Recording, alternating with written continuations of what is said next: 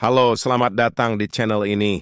Channel yang membahas soal keuangan rumah tangga dengan gaya santai, lucu, dan tetap ngena. Karena ngomongin duit itu penting banget. Tapi kalau terlalu serius bisa bikin pusing tujuh keliling. Di sini kita ngobrol soal uang bukan sambil ngedumel tapi sambil senyum. Karena jujur aja, banyak konflik rumah tangga tuh bukan karena kurang cinta, tapi karena beda cara ngatur uang.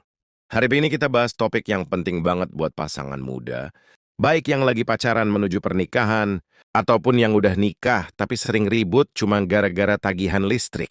Topik kita kali ini adalah mindset keuangan yang harus disinkronkan sebelum nikah dan saat menikah.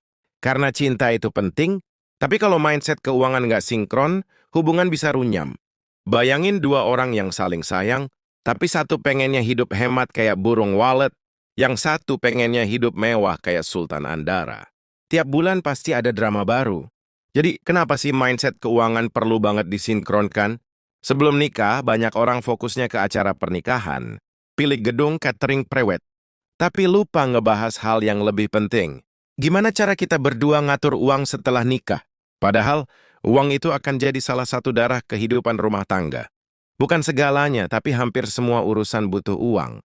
Bayangin Aisyah, dari kecil diajar hemat. Uang jajan dicatat, sisa dikumpulin. Sedangkan Bayu, dia biasa hidup royal. Kalau stres, solusinya belanja. Gaji belum masuk, barang udah dikeranjangin. Nah, kalau dua orang ini nikah tanpa ngobrol soal cara mereka memandang uang, bisa-bisa rumah tangganya kayak roller coaster. Jadi menyamakan mindset itu penting supaya satu, menghindari konflik berulang soal gaya hidup dan prioritas.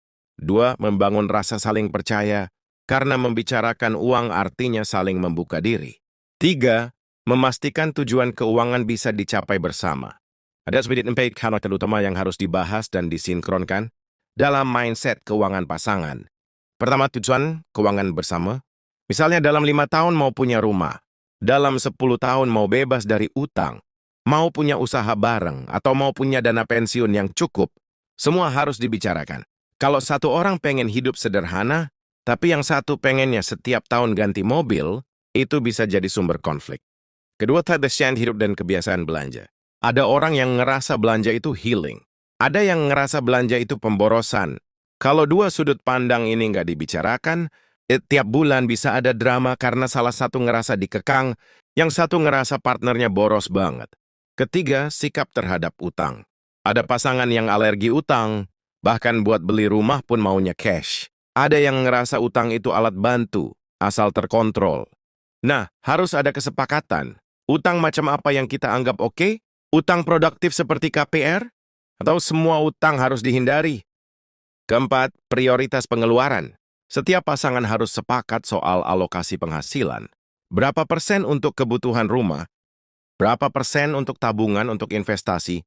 Dan berapa persen buat senang-senang? Sekarang mari kita dengar cerita nyata tentang Adit dan Siska. Adit dan Siska menikah setelah 3 tahun pacaran. Awalnya mereka merasa cocok banget, tapi semua berubah ketika tagihan kartu kredit datang. Siska kaget karena Adit punya utang dari beli kamera dan bayar cicilan liburan. Siska bilang, kok tagihan kamu gede banget? Kita kan harusnya nabung buat DP rumah. Adit jawab, tapi hidup juga perlu dinikmati. Sis, nanti kerja keras lagi kok. Siska kesel. Adit ngerasa disudutkan. Hampir aja jadi pertengkaran besar. Tapi akhirnya mereka memutuskan ngobrol serius. Duduk berdua, diskusi 2 jam, ngebahas visi finansial mereka, mimpi mereka, dan cara mencapainya. Hasilnya, mereka bikin sistem bersama. Ada spreadsheet anggaran, ada waktu khusus rapat keuangan tiap bulan, dan ada kesepakatan alokasi uang.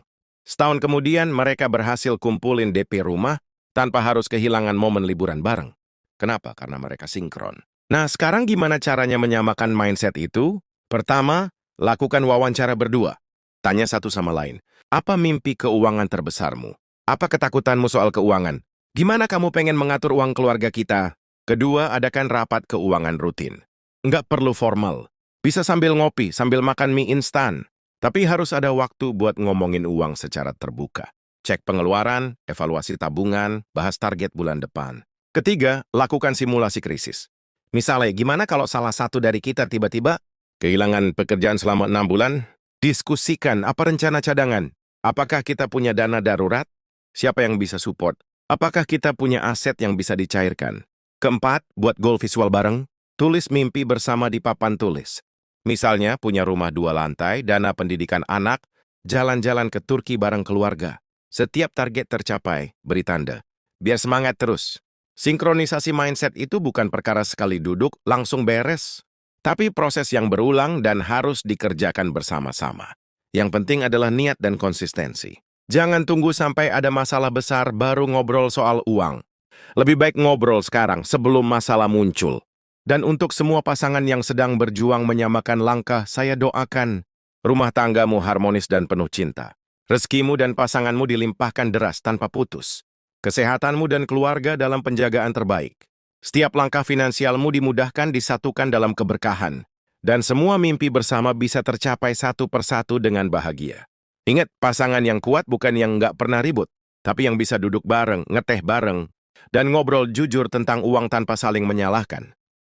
Kalau kamu ngerasa naskah ini bermanfaat, jangan lupa kirim ke pasanganmu atau ke temanmu yang mau nikah, biar mereka juga ngerti bahwa menikah bukan cuma urusan hati, tapi juga urusan isi dompet dan cara berpikir.